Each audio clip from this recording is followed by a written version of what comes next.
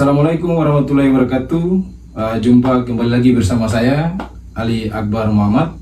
Kali ini Rakyat Podcast berbincang-bincang dengan salah satu kawan yang juga aktif terlibat bersolidaritas terhadap masyarakat adat yang berjuang mempertahankan tanah, khususnya di Halmahera Timur di Mabasangaji. Masyarakat adat yang berjuang melawan PT Posetion yang melakukan penyerobotan tanah sekaligus wilayah konsesinya sudah keluar dari yang ditetapkan. Nama saya Pardi. Saya juga ikut serta dalam perjalanan menuju ke hutan adat Mabasangaji bersama 27 masyarakat adat Mabasangaji yang mempertahankan ruang hidup mereka. Hari ini mungkin sudah banyak masyarakat yang kemudian mengetahui bahwa ada masyarakat adat yang ditetapkan sebagai tersangka. Nah, namun beberapa minggu ke belakang setelah masyarakat adat ditetapkan sebagai tersangka, munculkan persepsi di publik bahwa ada semacam pembalikan opini. Sebenarnya apa yang terjadi? Karena Anda kan terlibat langsung dalam perjuangan mempertahankan tanah, terutama yang dilakukan oleh masyarakat adat, ikut bersolidaritas. Jadi seingat saya 27 masyarakat adat Mabasangaji yang ke hutan adat ini, itu tujuannya bagi mereka itu adalah untuk mempertahankan ruang hidup mereka. Kalau bicara soal itu, sebenarnya dalih yang mereka pakai itu adalah 27 masyarakat adat ini dibawa ke Polda dengan alasan bahwa mereka membawa barang-barang sajam. Nah, sementara kalau kita hubungkan di TKP, itu barang-barang sajam itu sebelumnya itu kesepakatan bersama aparat kepolisian, itu semuanya harus diamankan. Nah, terus kemudian masyarakat adat Mabasangaji juga menjawab bahwa kalau begitu senjata milik aparatur negara juga harus sama-sama diamankan. Dan semuanya sudah diamankan dalam tenda. Dan kami keluar di tenda itu dalam keadaan tidak membawa barang sajam. Nah, yang menjadi anehnya, barang-barang sajam ini semuanya sudah diamankan, tapi aparat kepolisian menuduh bahwa mereka sedang membawa barang sajam, sementara semuanya sudah diamankan. Dan di saat pertemuan dengan pimpinan PT Posesion dan disaksikan oleh seluruh aparatur negara itu, kami tidak sedang membawa barang sajam. Artinya, kawan Pardi, bahwa masyarakat adat Mabasangaji yang kemudian datang ke lokasi tanah milik masyarakat yang kemudian diduduki oleh pihak PT Posetion atau dia merampas secara paksa. Nah, itu masyarakat secara damai tidak pernah melakukan apa yang dituduhkan hari ini, premanisme atau kemudian mengancam pakai barang sajam, itu tidak ada sama sekali, ya kan? Nah, artinya perjuangan yang dilakukan itu murni mempertahankan tanah adat dan wilayah hutan yang sebenarnya itu menjadi penghidupan masyarakat adat. Anda sendiri melihatnya seperti apa ketika polisi menggunakan hukum untuk kemudian mengkriminalisasi dari 27 masyarakat adat yang ditetapkan sebagai tersangka awalnya, kemudian turun menjadi 11 masyarakat adat yang sampai saat ini masih terus berjuang. Nah, saya melihat aparat kepolisian yang mestinya tugasnya atau kewajibannya adalah mengayomi setiap hak asasi warga negara yang haknya dirampas, harusnya mereka yang melindungi, mengayomi, menjaga ketentraman di balik perampasan tersebut.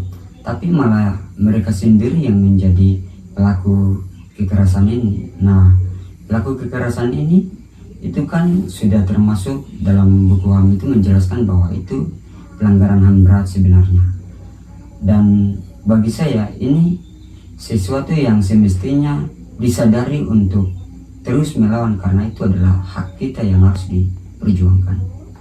Pihak kepolisian ini melakukan tindakan pembungkaman ruang demokrasi, melanggar nilai-nilai hak asasi manusia, kemudian juga sebenarnya melanggar konstitusi.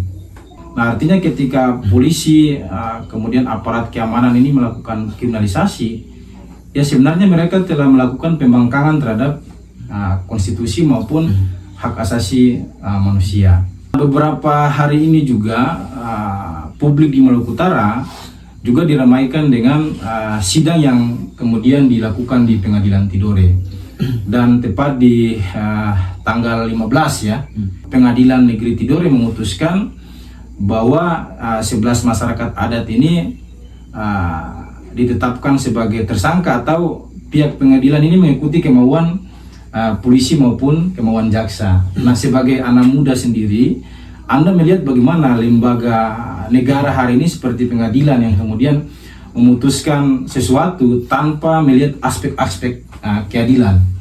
Ya betul, bahwa kalau misalnya kita lihat dari kronologis kejadian, terus kemudian dalil-dalil yang digunakan oleh aparat kepolisian dalam penangkapan ini kan, kalau kita melalui prosedur hukum, sebenarnya mereka tidak mematuhi aturan perundang-undangan.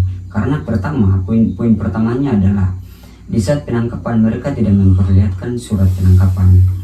Nah, terus kedua, setelah penangkapan baru surat penangkapan itu diperlihatkan, dan itu tanggal 19, sementara kami ditangkap itu tanggal 18. Nah, itu artinya mereka tidak mematuhi aturan perundang-undangan. Nah, kedua, yang tidak logisnya juga di situ kita bisa analisa dan bisa tahu bahwa kenapa di saat melakukan penangkapan ini aparatur negara perjalanan mereka ke PT Posisian ini mereka menggunakan mobil LV milik IWIP, seingat saya sekitaran 20 mobil lah. Nah, ini dugaannya ini kayak sudah ada konspirasi di balik ini, sudah didesain maksudnya. Jadi keputusan hakim yang kemarin itu sebenarnya harus melalui fakta-fakta hukum yang telah terjadi, tapi harapan publik dan juga harapan keluarga besar dari keluarga korban itu melenceng jauh dari keputusan hakim yang seolah-olah mereka tidak berpihak kepada masyarakat. Ada dugaan-dugaan yang menurut saya itu kita sudah bisa tahu bahwa ketika korporasi atau PT Posisian ini sudah bekerja sama dengan negara untuk mengorbankan masyarakat yang hanya mempertahankan ruang hidup mereka.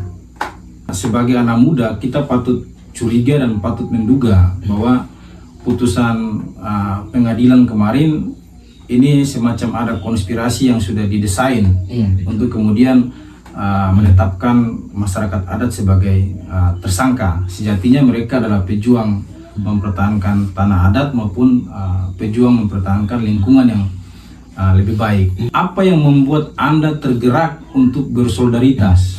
Orang mengatakan bahwa saya adalah pribumi Halmahera Tengah, khususnya Patani Timur. Tapi yang menjadi pertanyaan, kenapa dia ikut serta bersolidaritas dalam mempertahankan ruang hidup orang-orang Maba. Nah, kita sebagai anak muda yang punya rasa cinta terhadap kemanusiaan harus menyadari bahwa hari ini setiap kampung ada persoalannya, dan hari ini terjadi di Maba, besok kita pun akan mengalami hal sedemikian. Olehnya itu, solidaritas bagi saya penting sekali di tengah perampasan ruang hidup yang brutal. Nah, baru-baru ini kan juga ada riset dari Nexus 3 Foundation dan Universitas Tadulako yang kemudian hasil risetnya itu menunjukkan bahwa di darah manusia maupun di tubuh ikan itu ada logam berbahaya, logam berat yang namanya merkuri dan arsenik. Kemudian juga masifnya perampasan ruang hidup di wilayah Halmahera Timur maupun daerah-daerah lingkar tambang yang lain yang masif diserang oleh industri ekstraktif. Nah, apa pesan Anda untuk anak-anak muda di Maluku Utara untuk soal perampasan ruang hidup yang terus terjadi mengepung setiap kampung ini? Kita harus menjahit solidaritas itu. Kalau tidak, negara dengan semena-menanya akan terus melakukan perampasan ruang hidup terhadap kita yang punya hak atas tanah tersebut, sementara kita sebagai orang-orang kampung punya hak untuk hidup damai di atas tanah sendiri. Nah, hutan adalah sumber kehidupan kita. Olehnya itu prinsip itulah yang semestinya kita pegang dalam isi pikiran kita untuk terus bersolidaritas. Nah, kedua, soal racun, soal limbah yang ditemukan dalam tubuh ikan dan manusia di Halmahera Tengah, khususnya masyarakat lingkar tambang. Arsenik ini kan kalau kita baca dalam kasus Munir, itu Munir dibunuh karena racun arsenik. Nah, takutnya hal ini juga akan terjadi di masyarakat Halmahera Tengah khususnya. Hal ini sebenarnya jangan dianggap enteng dan diam, karena ini berbahaya bagi kesehatan masyarakat lingkar tambang atau khususnya masyarakat Halmahera Tengah. Ini sangat mengancam sekali. Untuk 11 masyarakat adat yang ditangkap ini harus segera dibebaskan karena mereka tidak menyalahi aturan apapun yang ada di Indonesia. Bahkan yang mereka lakukan itu sesuai dengan konstitusi. Yang mereka lakukan itu untuk mempertahankan tanah adat, mempertahankan lingkungan agar tidak dirusak oleh tangan-tangan seraka. Kalau Aceh, 4 pulau Aceh juga bisa kemudian diserahkan kembali. Kemudian 4 IUP yang ada di Raja Ampat bisa dicabut oleh pemerintah. Harusnya 11 masyarakat adat ini juga harus dibebaskan. Iya, mereka ini sebenarnya harus bebas karena secara aturan perundang-undangan mereka tidak melakukan kriminalisasi, kekerasan. Nah, itulah yang menjadi alasannya untuk mereka bebas. Masa masyarakat adat yang memperjuangkan lingkungan, air yang tidak boleh tercemar, hutan yang tidak boleh dirusaki, tapi malah dipenjarakan. Ini negara ini seolah-olah dia tidak menyukai masyarakat adat yang memperjuangkan ruang hidupnya. Pada intinya dia tidak menyukai orang-orang pintar yang terus berjuang untuk mempertahankan ruang hidup mereka. Terima kasih kawan Pardi atas cerita yang sangat luar biasa, memberikan pencerahan sekaligus memberikan edukasi kepada masyarakat Maluku Utara maupun rakyat Indonesia secara umum. Semoga kita semua sehat, umur panjang, dan tetap konsisten memperjuangkan apa yang menjadi hak kita dan apa yang menjadi yang terbaik bagi generasi masa depan Maluku Utara maupun Indonesia.